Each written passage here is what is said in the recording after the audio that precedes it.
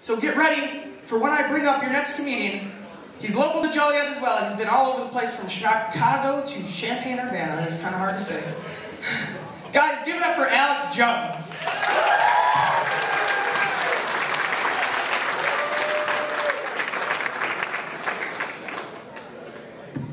I actually went over that with Johnny at least 5 different times that my name is spelled Alec. Like every 5 minutes I was just like, Johnny, what's my name? It's Alec. Johnny, what's my name? It's Alec. Bring up Alex Jones. Thanks, asshole. Guys, going to a rave is a terrible way to find out that you have epilepsy. A few months ago, I was having a really bad time. I'd gotten in a car accident. I had gotten kicked out of my parents' house, you know, and I was trying to, you know, get through stuff. And I was trying to save money where I could. And unfortunately, I was looking at my bank account during that time period, and there was $10 missing from my bank account that should have been there already. So I said, I don't have anything that cost me $10. It's weird. I haven't spent any money like that. So I clicked on it, and that's when I remembered that I had a gym membership. That's not the way you want to remember you have a gym membership. You want to remember that you have a gym membership because you walked into a gym and they let you stay there. And the reason I have a gym membership is because I've become the kind of overweight where I get self-conscious reading in public. Just tuck the shirt over it. Don't show it. And I used to work with kids. Kids are the worst, guys. That's why I don't want kids anymore. I call them part-time children. I hang out with them for a little bit. They go home, I go out. But one of the kids I worked with, I'd been working at this place for 3 years, he looked at me. And he looked at my ID badge, and he looked back up at me, and he looked back at my ID badge, and he looked back up at me, and he said, "What happened?" I'm like, you son of a bitch. It's true. This is your fault.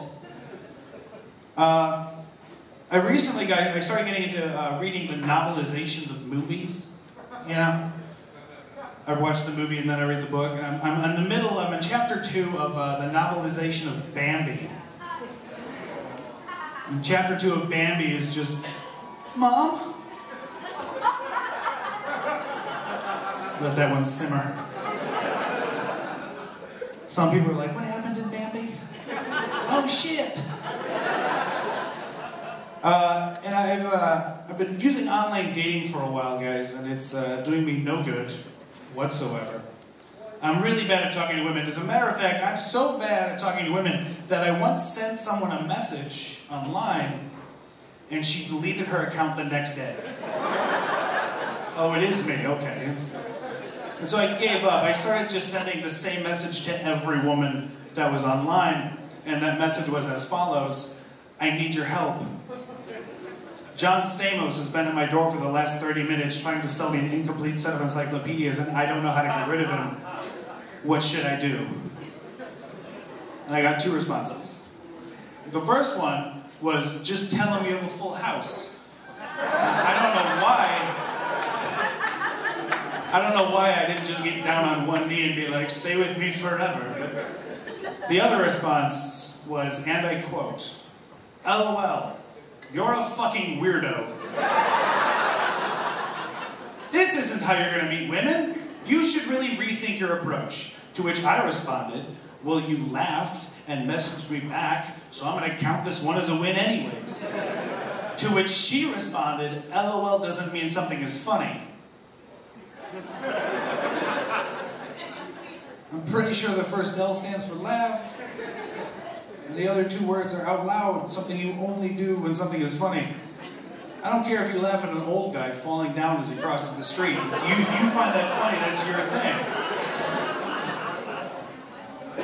You guys are a good crowd. I like you guys. I did a show on Tuesday, and there were a couple of gentlemen in the front row who didn't think I would notice that one of them was just stroking the other guy's leg. Just like, this is nice. What do you want for dinner? Me? Okay. My buddy Andrew is here tonight, guys. And Andrew and I have a special bond because one night we were at an establishment and Andrew walked up to me and just started playing with my balls out of nowhere. And he looks at me and he realizes that I don't care that he's doing this. And so he looks at me and he says, "Please make me stop doing this." And I looked him dead in the face and I said, "No. Either you stop or I finish. That's how this ends."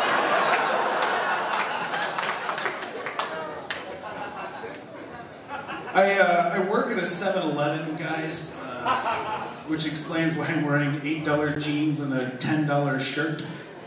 I don't have the money to afford nice things. And but I meet weird people because I work the overnight shift, so I meet weird people. It's strange. For instance, a couple weeks ago, a woman came into my store, very drunk, to buy another bottle of Rumple Mints. Yep. And the first words out of her mouth were, "Don't worry, I'm not driving." That's not really my concern right now, you're in the store.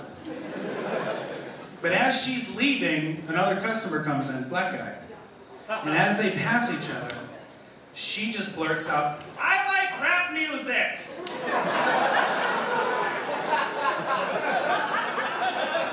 Completely out of left field. I don't know what happened. I don't know if she was afraid he was going to try to mug her or something, you know? And if that was the case, I'd like to see that strategy work out. Just the guy's like, "That's my target. She looks like she's loaded. I'm gonna make the move. I like rap music." Well, shit. We like similar things. I can't mug her. And like a day later, I had a bunch of kids come in, and one of them tried to buy Tropical Fusion Swisher Sweets. Which if you buy those, we know what you're buying them for. We're not stupid.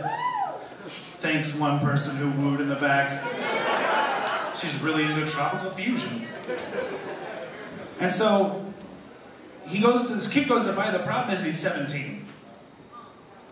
Don't awe that. What you should awe is the fact that someone had led him to believe that he could buy things like that 2 months early. No, not a thing. So his buddies get the rest of their stuff, they walk outside, I step outside for a cigarette, and there's not much to look at outside my store, so I'm kind of checking them out in the car. One of them gets out of the car and runs into the other car. Again, I know what they're doing, I don't care. And I'm standing there, and one of the guys rolls down the window and just yells, "What are you staring at, bro?" I'm like, "Nothing, dude, just having a smoke, no big deal." "You calling me illiterate?" No. No, I'm not. That was not intended at all. "Because I'm Hispanic, isn't it?" "No, what the hell?" So I did the smartest thing I could, and I just pulled my phone out of my pocket, and they just sped away into the middle distance. There's like, "Shit, he's calling the cops." I'm like, "No, I'm just checking Facebook." Think what you want to think. I'm going to talk to you a little bit now about there's this thing in the Mormon group called soaking. How many of you guys know what soaking is? Some people do. Mormons can't have premarital sex, so they have this thing called soaking, which is to, okay. No premarital sex, boo! So they have this thing, it's called soaking, and the way that works is you enter the vagina, and you just leave it there to like marinate. And like for me, the most awkward part of having sex is having to make eye contact with the person I'm doing this with, just like, "I'm so sorry. This is what you get." And if you're soaking missionary style, it just turns into an ab workout. You're just planking. And I equate this to like moving into an apartment, but only for a few days. You're not going to bring your furniture or anything, and you just want to know what it feels like on the inside. Make sure the kitchen's the right size, you know.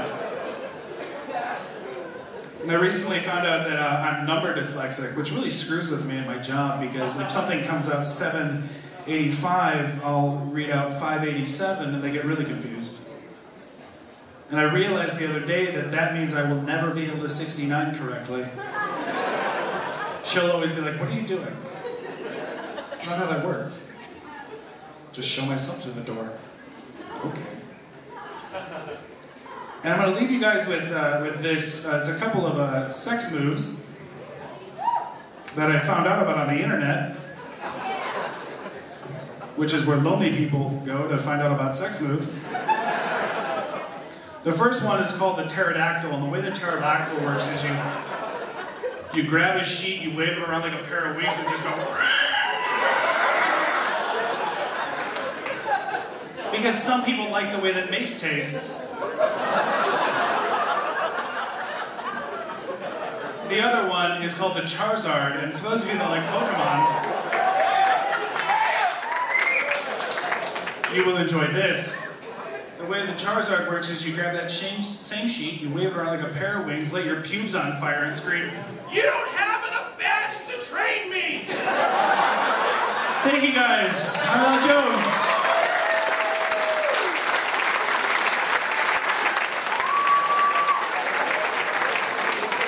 Give it up one more time for Alec Jones.